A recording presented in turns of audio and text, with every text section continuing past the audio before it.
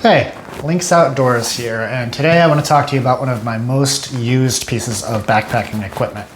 This is a Superior Wilderness Designs Ultralight Long Haul 50 backpack, of course.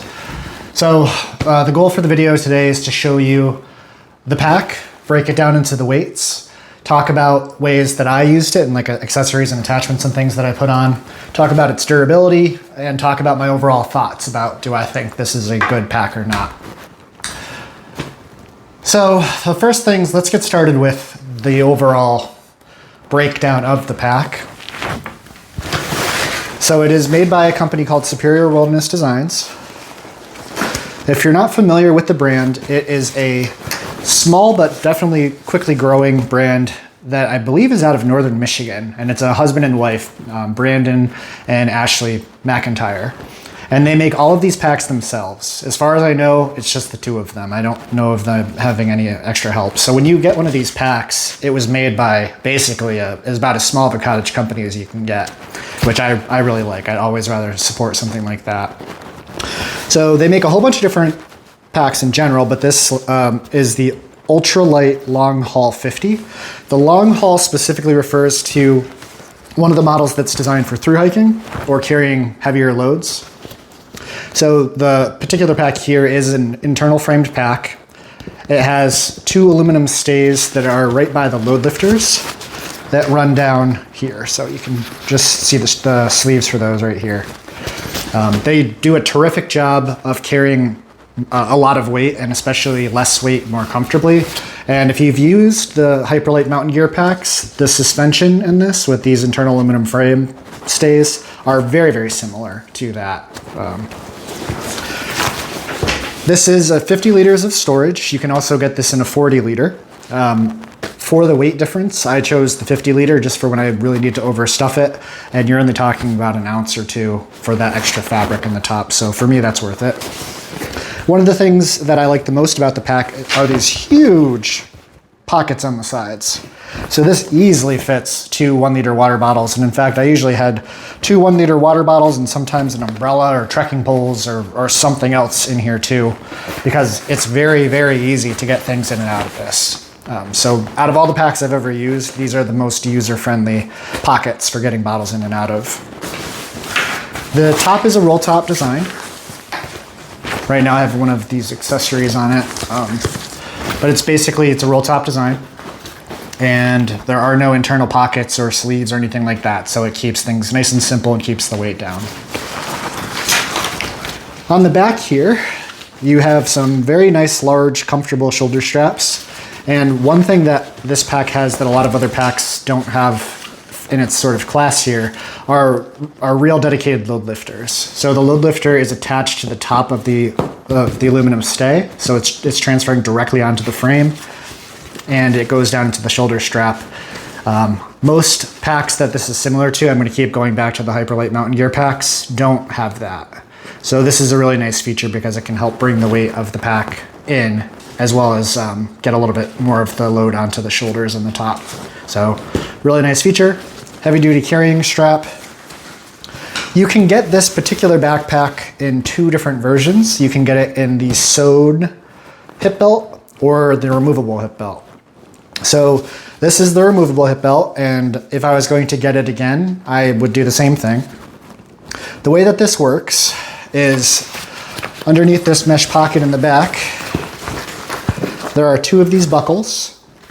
These straps are sewn and attached to the hip belt itself, and these buckles are sewn to the pack. So the hip belt itself has these buckles, these straps that go up into these buckles and allow you to cinch it down and help connect it to the pack.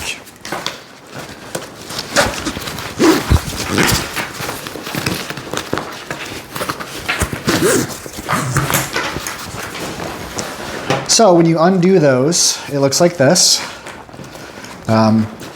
These are the frame tubes here, and the frames are bent in a way that this kind of gets into your lower back, into the lumbar area a little bit, and it works quite well. The hip belt itself has a couple of these accessory loops, as well as these small, it's very difficult to see. There's these small sewn loops that are meant for the different accessories to go in right by the buckle, kind of behind here. In terms of wear and tear, the hip belts are very comfortable, and because it is modular, you can replace them, which I actually did once, and it was because I had a critter chew through my straps here overnight. I went to go put it on in the morning, and one of them was chewed basically all the way through. So it was a very, very nice thing to be able to just order the replacement and just completely swap it out and have the problem no longer be a problem. One thing that's really worth noting about the way that their hip belts are done with the straps. So right here is sewn. So these are independent. So what that means is that this one strap, you can micro adjust the bottom or the top. But one thing that's kind of unique about that is that if one of these straps were to get cut, it's redundant in the sense that it's secure here and it's sewn here. And you're probably saying, like, what is the likelihood of that happening? Well, it did happen to me. I had a mouse, probably an animal, something, chew through an entire section of strap here, which was crazy. I'd never seen anything like it. But lo and behold, I woke up, put my pack on in the morning, and realized it was all frayed like crazy. And one thing that's very unique to this pack too, which I haven't seen on any other pack before in this style, is that it has these little daisy chains of webbing down in the bottom. So what that does for you is it lets you remove the hip belt completely from the pack. These are the current clips that they're using, and these worked really, really well. When you close the little spring latch on these, it gets trapped into that little hook, and these are really, really strong. And there's a trick to opening these. You have to basically press down on the gate first and then bend the plastic arm back. Otherwise, they're kind of tricky to get out, but because you try to do that first and you can't, so you have to press down on the bar and lift. But anyway, the benefit of having these little loops is there are 4 different spots that you can put the hip belt in. And what that essentially does is it does raise and lower the hip belt on the pack. And the most important thing about that is that it allows you to actually adjust the pack for your specific torso. So moving on to, again, going back to the Hyperlight mountain gear packs and many other packs of this style, when this is sewn directly to the body, this pack either fits you or it doesn't. Not specifically this pack, but a backpack. Either it fits you or it doesn't. If your body just happens to be the perfect size that they designed that pack to fit, then great, you don't need to worry about it. But for the other 98% of people out there, the exact torso length between where the shoulder straps and this hip belt are not going to be the same for everybody, even when you're in a certain size range of the pack. So having the adjustability here, in my opinion, is one of the major benefits of having the removable hip belt. The other thing is, of course, the hip belt is removable. That does a lot of things for you. So first and foremost, if you need to go to a different size, you can quite easily. This is a size small. When I bought this pack for the CDT, I started with the size medium, and by the time I was at the end of the trip, I was basically maxed out on it. So when I started the Pacific Crest Trail with this pack, I went to a size small, brand new size small, because I knew I was going to need it to torque things down, and it worked out really well. The other thing is if this gets damaged, you can also just replace it with the same size, whereas if something got damaged on the sewn-in one, it's a much more complicated repair. So I do really like the modularity of this, as well as the fact that you can replace the part and you get the adjustability. The way that this attaches too is it's smart, because this is the tip of the aluminum frame, and this is also where you would take the stay out, and they get inserted here in the bottom. So when this is pulling up like so, it's got the aluminum stay in a pocket right here. So it's doing a really good job of taking everything inside the pack and connecting it right to the hip belt, and then also the load lifters are right by the stay too. So the frame is very effective. It does a really good job of transferring the contents of the pack's weight to both the hip belt and the load lifters at the top. I'll do a quick demo of how you would put this back in after you've taken the hip belt off. So you want to make sure there's no twists in the strap. You have to kind of grab this back material and kind of pull it up out of the way. But so just like most buckles, it goes in the back side of the buckle first.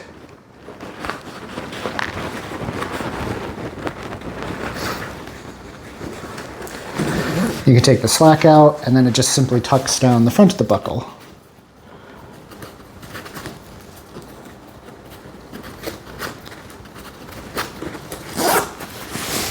and then pull the strap up towards you and push this strap down away. There's a lot of excess tail on here. It's very easy to just tuck it behind the hip belt, and these never were in the way. I never even had to deal with those or think about them. Another feature of the pack is this stretchy back panel here. So right now it looks a little lumpy, but the reason for that is because I chose to bring a thin light pad.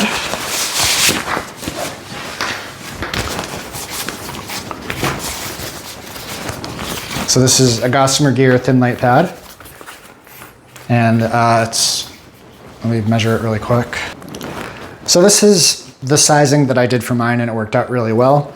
So the length I have is about 31.5 inches, and it's the default width of 20 inches. And the way that I would store this, you can get this in two ways. You can get it where it's just the straight pad, or you can get the one that's folded, which is this, and I would recommend the folded one for this purpose. But essentially what I would do is I just fold it into thirds like so, and then I would fold it into half, and I would feed this end down into the back sleeve here. And this just adds a little bit more versatility to it.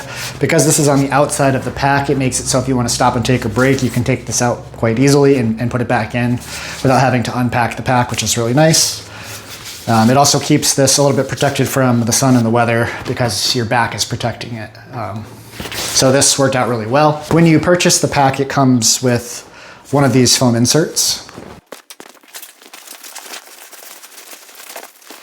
And so this is very comfortable, but you don't get the versatility of having that thin light pad. And I really like the fact that I can use the thin light pad there. This material itself is incredibly durable. This pack has over 4,900 miles of wear and tear on it. And this is still very, very stretchy. There's no wear areas from all of that walking. Really impressive, the durability of this. The other thing that you wouldn't really think about is in terms of wicking. This particular mesh material did an excellent job. Of course, you sweat a lot when you're working hard backpacking, but this did a really good job of actually drawing in the sweat. The closed-celled foam behind it, whether it's the default one or the thin light pad, does a really good job too of just making it pretty comfortable to wear. I used a frameless pack with a piece of thin light as my back panel for the first 700 miles of the PCT this summer. And that made it so all my sweat went into the thin light pad and then dripped down. And it would get me in basically like the top of the shorts. And if I sweated enough, it would actually wick into my shorts and make my butt wet. And it was extremely uncomfortable. It was really annoying. It's like if you're out in the rain and you finally get rained on enough that you can really feel like your pants and your layers under that starting to get wet. It's a very uncomfortable feeling. And other packs have done that, but this does a particularly good job. So I was really impressed with the wicking of this too. The shoulder straps are a nice cushy foam. The durability of them is excellent. They are sewn in at the top, but they're in great shape. And they're still going strong. There's no wear or anything like that on them. So the back here, there's a few things to talk about. One is it does come with these sort of keepers. And so how these work is there's a hook on this plastic cord lock, and you simply take the end of the loop here. That kind of clicks in, stretches in, and then you can tighten or loosen this. This works really well for putting trekking poles in here, or an ice axe if you're going through some place that needs that. There is currently this single strap here on the back, and this can go to a couple different kinds of top compression straps. So right now, currently I have this two-piece one in, but you can also do a single strap one that goes right over the top to save a little bit of weight. But I had this set up in case I had to carry a bear can or something really large on the top. This mesh pocket right here is huge. So it goes all the way down to here. You can, of course, see that there is a bit of a gouge here, and that happened pretty early on in the Continental Divide Trail and the San Juans. I was bushwhacking in really snowy areas, really rough and frustrating, and a sharp broken branch on the tree ended up kind of gouging it. So that happened pretty early on, but it hasn't gotten any worse, and it's definitely not unraveling. So it's sort of just an eyesore, but it's still completely functional. One of the things that I like the most about this pack is its modularity. So there are these sewn loops all over the place. There's this one that hides down inside the pocket here. You can get these straps with these kinds of clips that they use that connect here, and that way you can make it a top compression closure system rather than just the roll top, and snapping it to itself. You can have it snap down to there, which is something I'd probably like to do in the future. There are drain holes in these pockets at the very bottom so they do not fill up with water. But these compression straps, for example, are completely modular. So you can take these straps off. You can always buy more of them if you really want to do a lot of compression. And if I wanted to move it down to this one for some reason, if I was going to add more, they go on in seconds.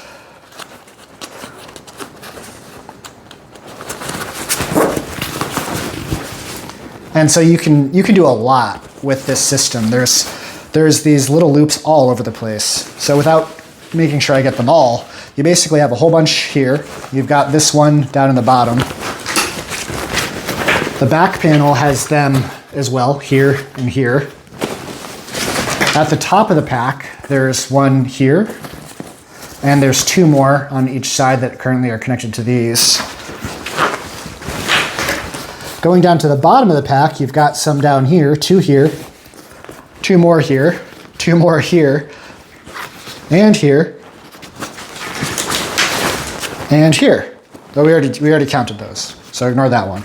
And then in addition to that too, you also have these little sewn cord loops, which are here and here on both sides too.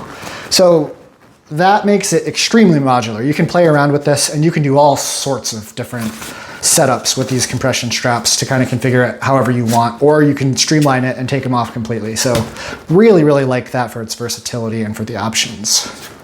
The way that a lot of these buckles that they use work is they have these spring-loaded clips. So what you do for these is you take the buckle and you sort of squeeze it like towards your thumbs, and it's easy to pop those off. But when you close that, the spring actually, the plastic kind of bends and wants to pull it out, so the hook of the little gate there does a really good job of not opening up accidentally. So these are really easy to use. And you can swap these out for all sorts of things, and these would work too on any of the compression accessory slots. Really easy modularity. All right, I've completely stripped the pack down to the most minimal that it can be, and I want to do a rundown of how much each individual component weighs. So right now I've got a piece of wood on top of my scale that's tared out just so I can get things that are big on there a little bit more easily. So this is the pack body completely stripped. So this comes in at 20.4 ounces.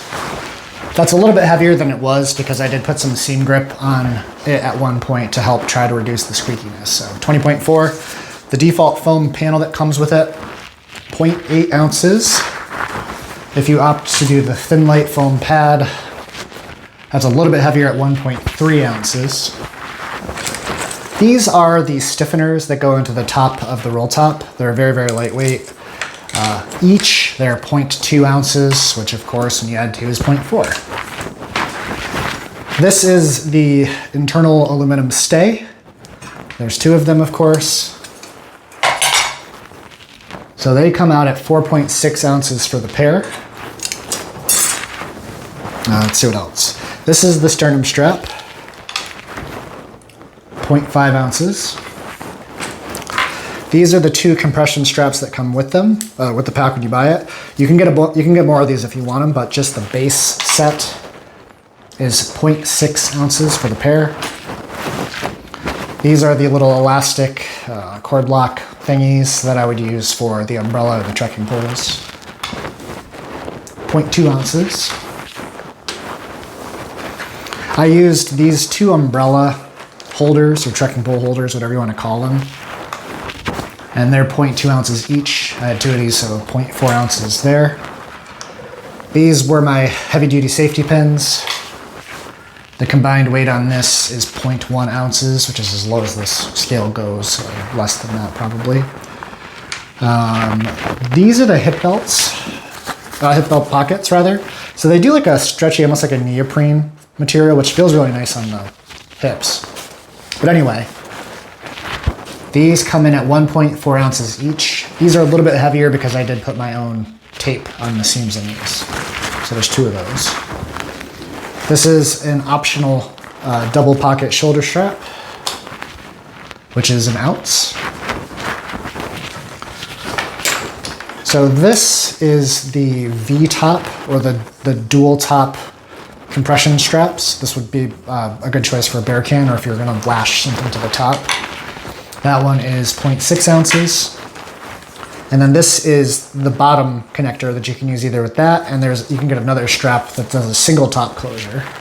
So just the half of it is 0.4 ounces. The other strap would likely weigh extremely close to this, so you can call that 0.8 ounces. The current clip system they use uses these very strong little fully closing clips,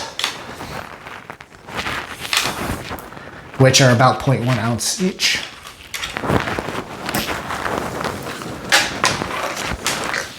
The hip belt, 5.2 ounces. This is the size small.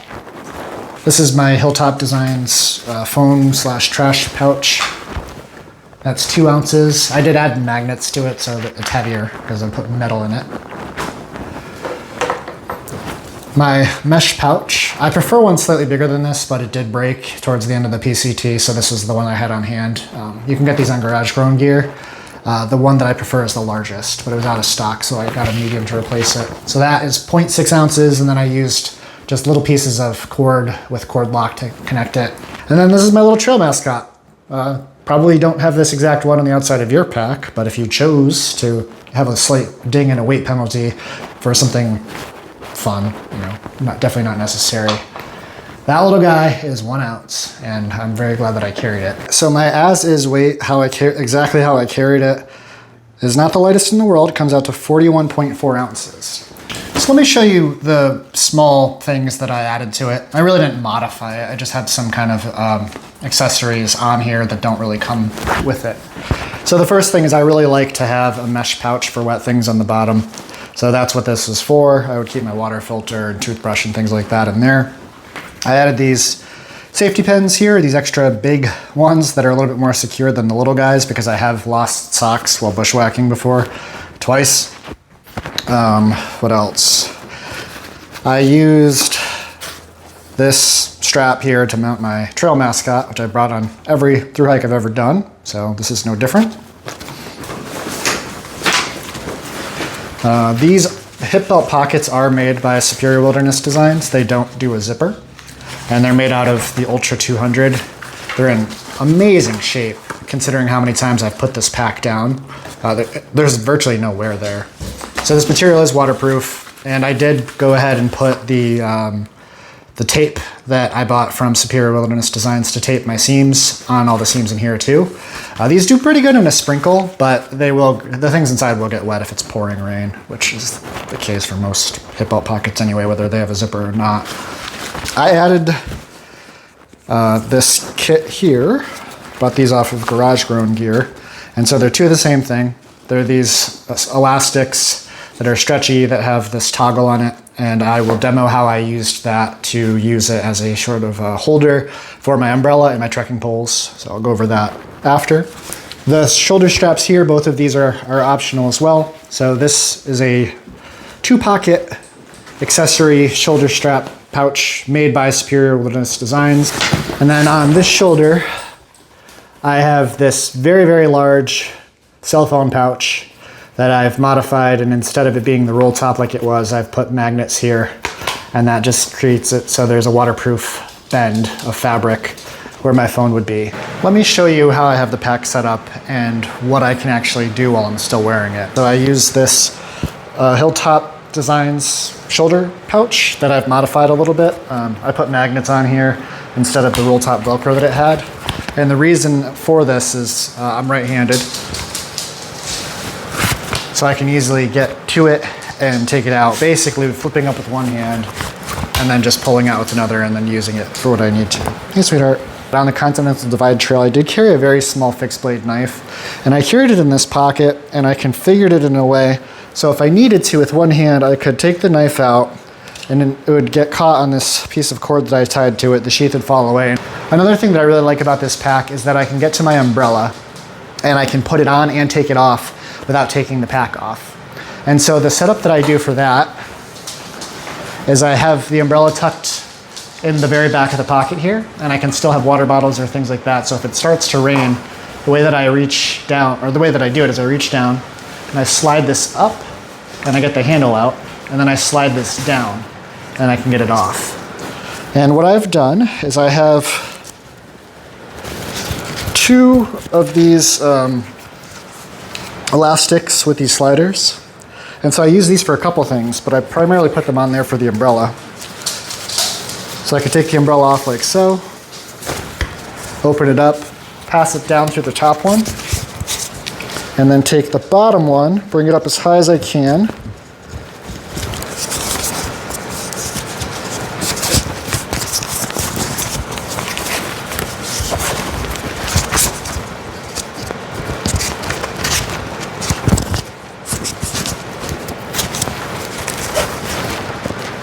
so now I've got the umbrella on here. And the umbrella worked out really well if you expect rain, because one thing that I was just talking about with the phone fits here too, by the way, is that when I'm using far out to navigate, this happened on the Continental Divide in New Mexico when I started getting some water, I would take my phone out to use the navigation thing because I kept losing the trail because the divide isn't very well defined in places, and all the rainwater would get onto the screen, and it made it so the touch screen didn't work, which made it so you really couldn't use the phone for anything, whether it was taking pictures or navigating. So having this umbrella up here meant that you could tuck it in and you wouldn't get the water on it. Simply take it out of here, close it. And because these pockets are so high, it does a really good job of actually maintaining that. It's in there pretty securely. Another thing I really like about this pack as well is that it has these huge pockets on the side, and with this big thing in the back, it makes it actually very easy to get your water bottles in and out. It's the easiest I've ever had on any pack. What I can do is I can pass the end down through here, use the top one,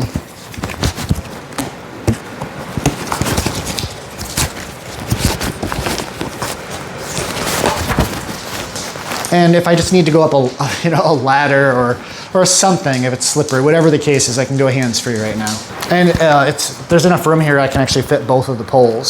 So I use 2 trekking poles. So that kind of keeps it out of the way. And same thing, like when I'm walking, it's free of my arms. It's actually pretty nice to be able to have this here like that. Tuck it all the way down in the back. And there are these elastic sort of quick release buckles here. What I can do with that is I can pass this around.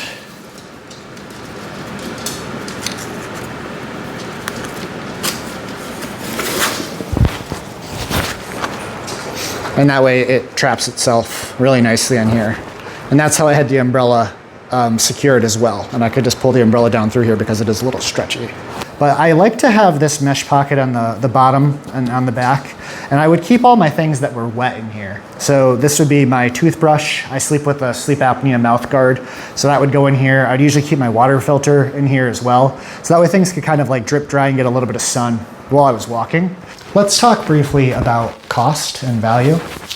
So currently on their website, this pack starts at $379 and has roughly a 4 to 5 month lead time. And that's because they are all made to order, which has pros and cons to it, of course, right? You can get exactly what you want, but that makes it not returnable. And it also means that you have to wait for it. So there's pros and cons to that. In terms of value, I think that it's a terrific value because you're paying about that much for a lot of other packs that are similar to it, that are not customizable, not made to order for you, and not made by a husband and wife duo out of their house.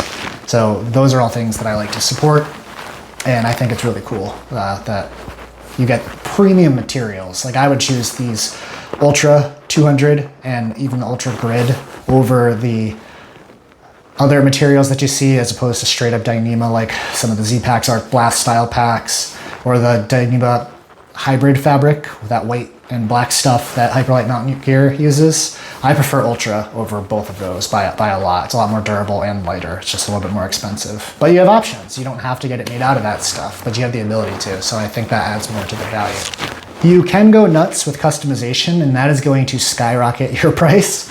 If you want to add all sorts of custom pockets, sewn ice axe loops, all that kind of stuff, you can end up really spending a lot on the pack. But again, it's to get it exactly how you want it. So whether that's a good value for you or not is going to completely depend on you.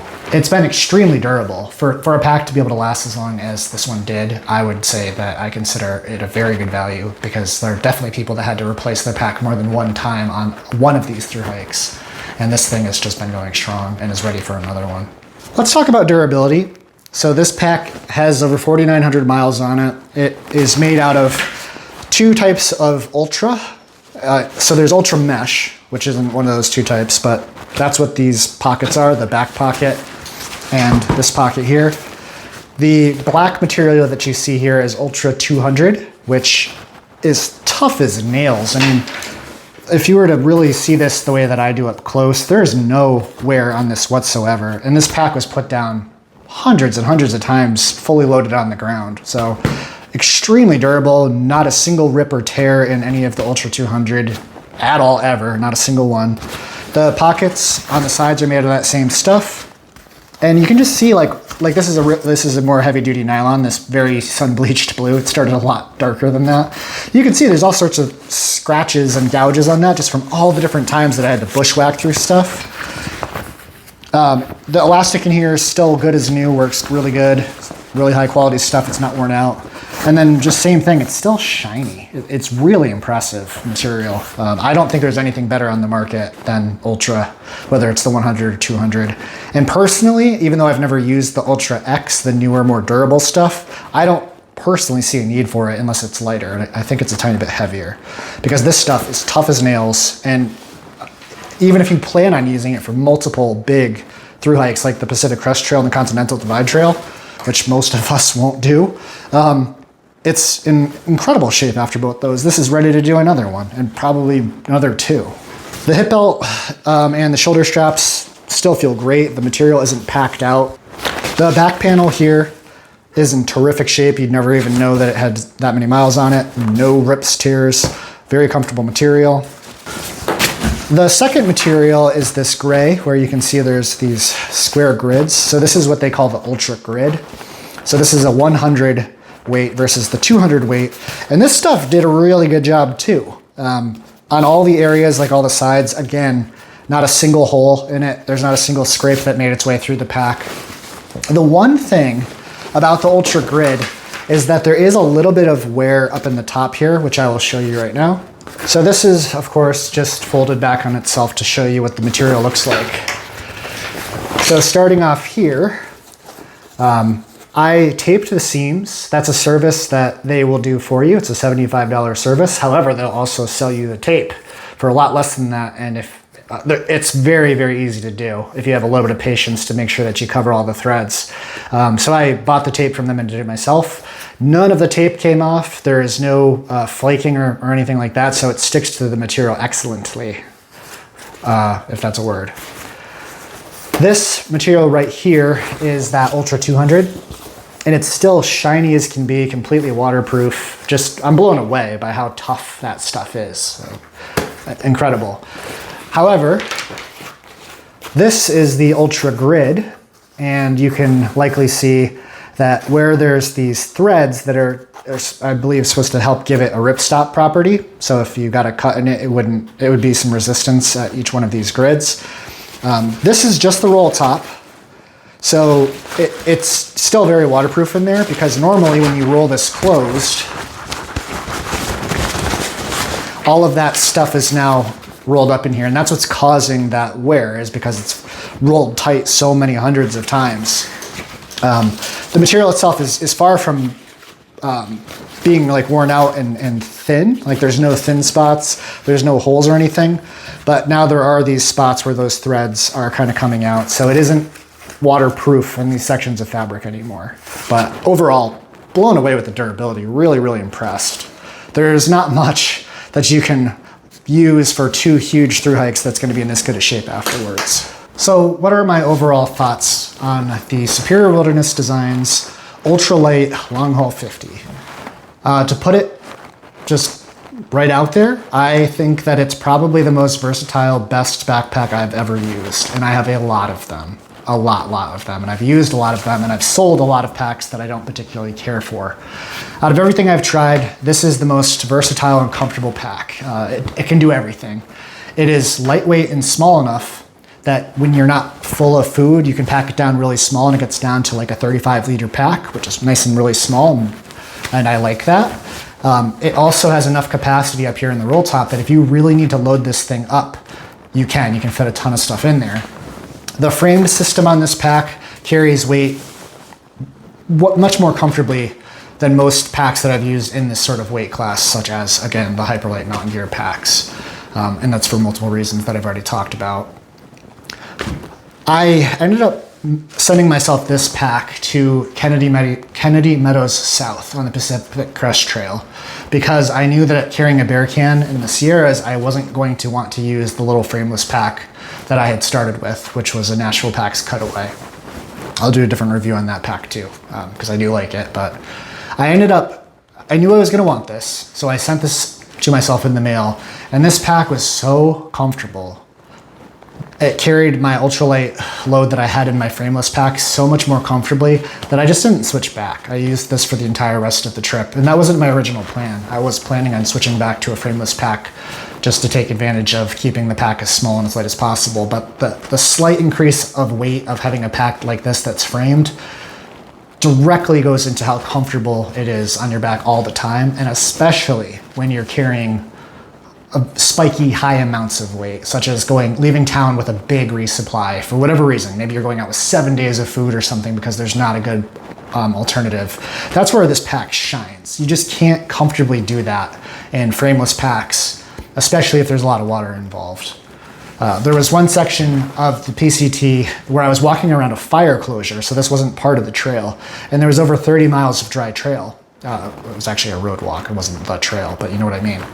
So I left the last water source that I knew of carrying 7 liters of water on this thing. And that's just a lot of weight, no matter how you break it down. But I wouldn't have been able to do that at all with a frameless pack, at least not even close to being comfortable. It would be a sufferfest, and this does a good job with it. Same thing, another example is I left on the Continental Divide Trail, I left Pagosa Springs, which is the town in Colorado just south of the San Juan mountain range, on a high snow year. So I had switched to a bunch of snow equipment and was leaving with 7 days of food and a warmer 0-degree sleeping bag and winter traction, all that kind of stuff. This pack was freighted and it was very heavy. It probably was over 40 pounds leaving town, but it carried that weight very comfortably, all things considered. It never feels good to have 40 pounds on your back, but a pack like this, it's tolerable versus some of the most ultralight packs or little frameless packs. It's just not realistic to try to do that. They'll tell you right on the website, not recommended for over 20 pounds or 25 pounds. And even carrying it at those weights, in my experience, is painful. Those are a bit of a stretch. So that's why I consider this pack so versatile.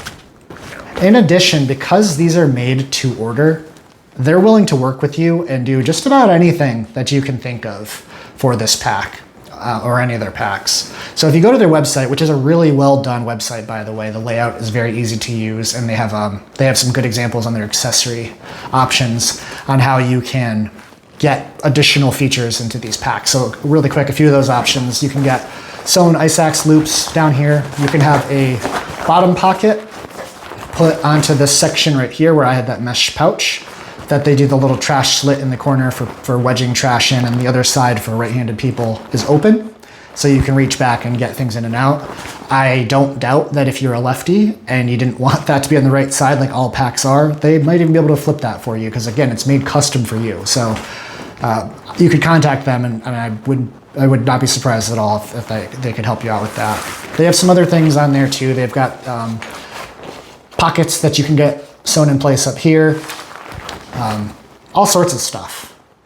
So I really like that you get to choose exactly what you want, and they've been really fast. Every time that I've emailed them, unless they were away on a trip, they've gotten back to me the next day, and they've been really, really good about talking about customizing options and stuff. On a different pack that I had made by them, I had the bottom pocket put on, for example. Let's talk Superior Wilderness Designs customer service. So it is a tiny little operation, right?